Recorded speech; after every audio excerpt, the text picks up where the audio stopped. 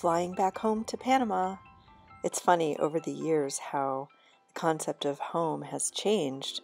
I grew up in Connecticut, and when I moved to California, I kept thinking for a number of years that Connecticut was home, and I remember the time that I visited and California felt like home.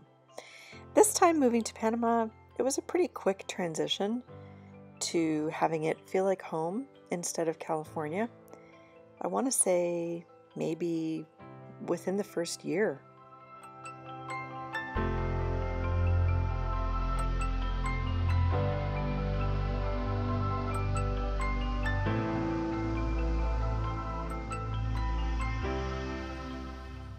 Well, a little quick change of plan actually turned out fine because I would have been exhausted to drive all the way to El Valle. So, a little change of plan because there's a little problem with my car.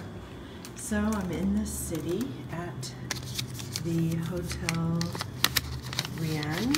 And let's see what this room looks like. Ready for the big reveal? The key card doesn't even have any information on it. Ooh, it's fancy. It smells good in here. It's nice and clean. Ooh, I like that sink. Oops. I've got birds on the wall. And a view of the parking lot. All right, well, I would say it's good for just a quick airport hotel.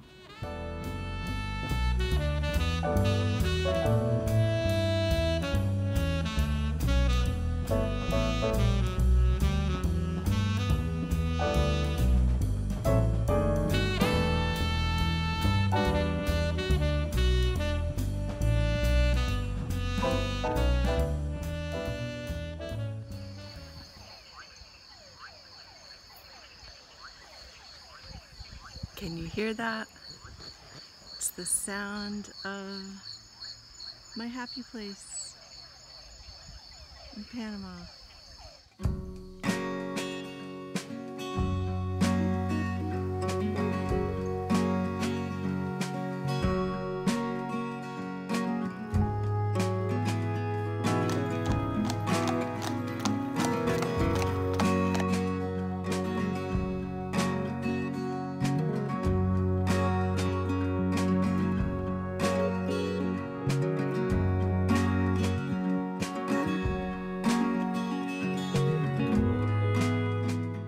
I was winding down with the house sits, so I found an apartment in this place, the Valle de Anton Suites, and look at this amazing pool, which then in the rainy season actually turned into more of a mud bath. But the apartments were perfect for a temporary place to be. The owner has done a really good job of getting the property back in shape. I guess when she purchased it, it was kind of vacant and run down. And they even offer massages and pedicures and manicures. And this is actually the apartment that I ended up renting, number 16. It was upstairs, pretty private, and completely spacious enough for me. And it was at that point where I was either going to be looking for a house to buy or maybe looking for something to rent that was a house, because I did want to have something with a garden.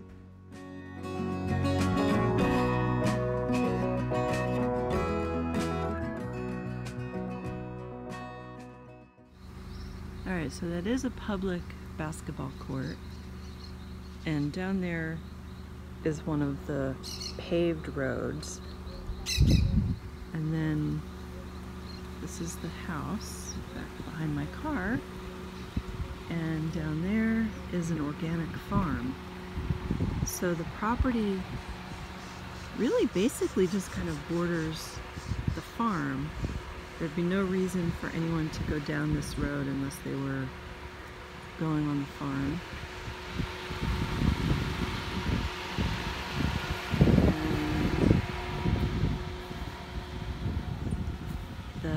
backyard.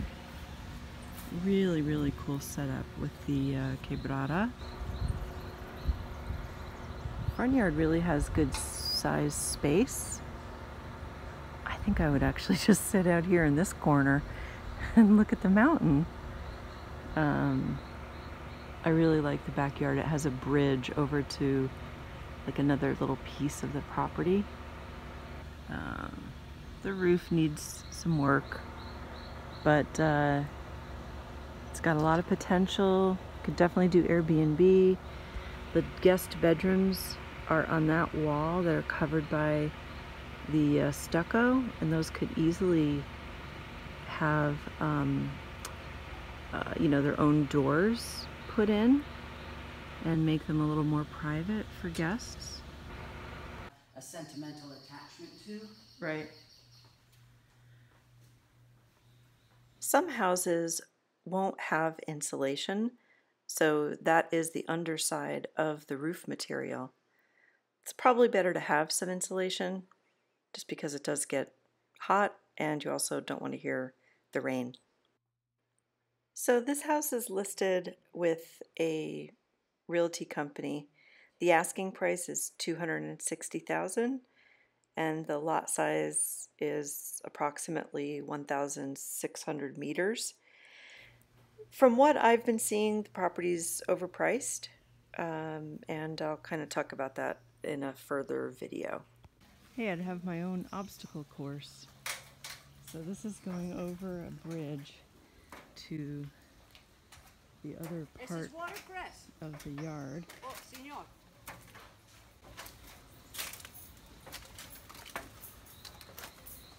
This is the other part of the yard going back to a fence.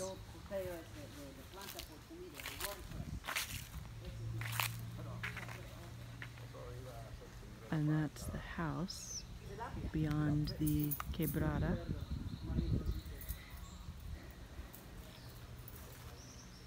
So the quebrada,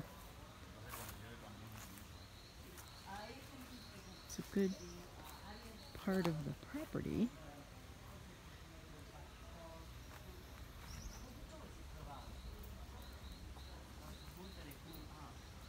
Pine tree, guayabana, guava, and mango trees are on the property. That's the bridge that goes over the quebrada, which could actually be kind of walled off to make a little waiting area.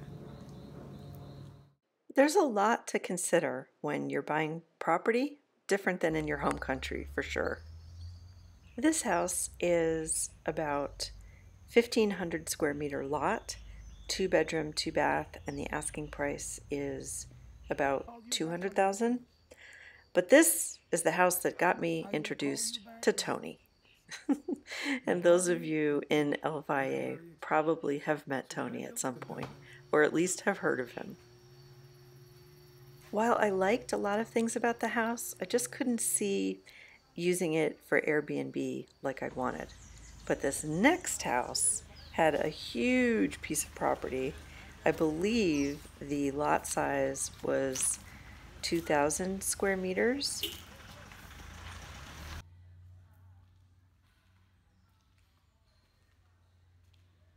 So this house was not really on the market. It was kind of a word of mouth thing. And the asking price on this was $180,000. It's 3 bedrooms and I believe 3 baths. I really liked it because the master bedroom was totally separate from the rest of the house. So you could have 2 bedrooms set up as Airbnb, and then it also had a little shed that was set up as a woodworking studio, but that could be converted into a casita in the future. It's obviously been updated a bit. I just liked the flow of the house, and it had a huge back patio. This is on the way to India Dormida, a very popular mountain and hiking spot in El Valle. The few times that I drove around to see the property, there was pretty loud music coming from close by neighbors, and that's just not something that I want to live near because I really value peace. This is the back porch. We got the weekend music going.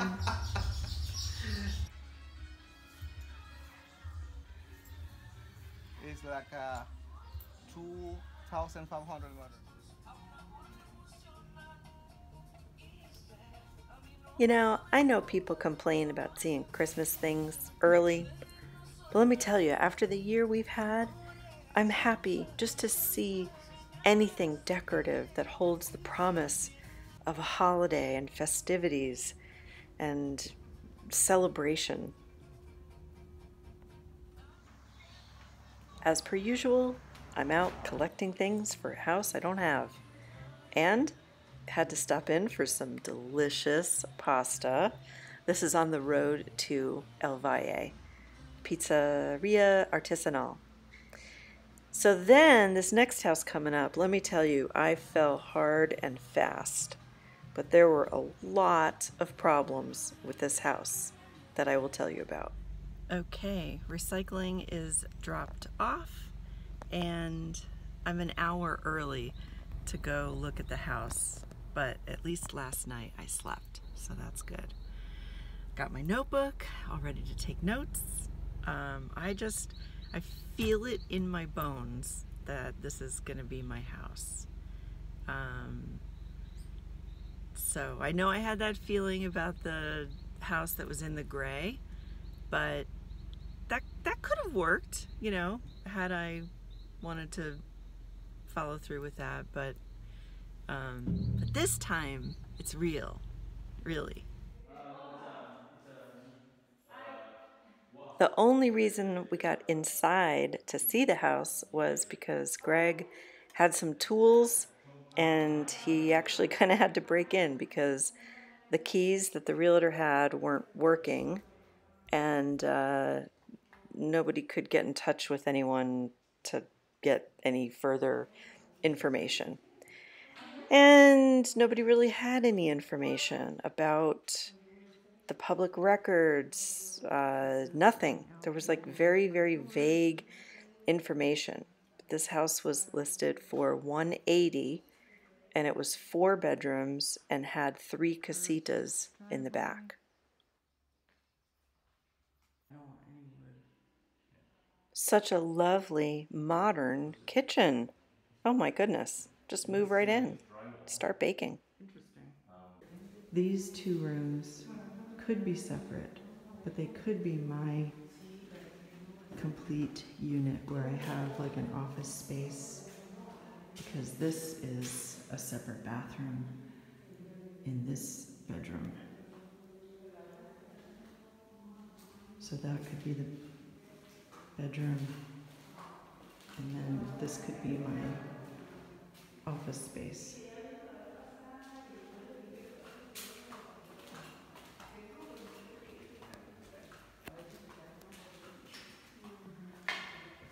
Oh. It's a common bathroom. Common bathroom.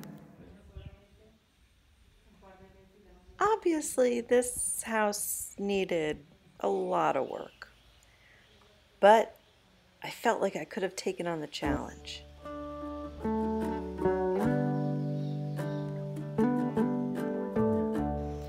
So I haven't given a update in a little bit, but I've been looking at houses here in El Valle. I'm looking to buy or I'm looking to rent. I even was considering building, and so looking at land. And I have to say, I'm learning quite a bit. My advice would be to be in the area where you think you might want to buy and talk to the local people, and maybe not so much through realtors. So one of the properties that I was looking at, the place with the blue roof and the 3 casitas in the back, So that place has legal issues that you can't even buy the property. But the realtor told me, oh, it just has a few minor things with the public registry that have to get cleared up. No. And the realtor told me that there was no plot map. And I was like, well, I mean, how do they know the legal ownership? It usually has a plot map. So I looked at the public registry. I put in the finca number, and I was getting information. And the realtor was like, well, do you like it? Are you gonna make an offer? And so take your time and do your own homework. Don't rely on a realtor. And I realized that having a good attorney is going to be very important.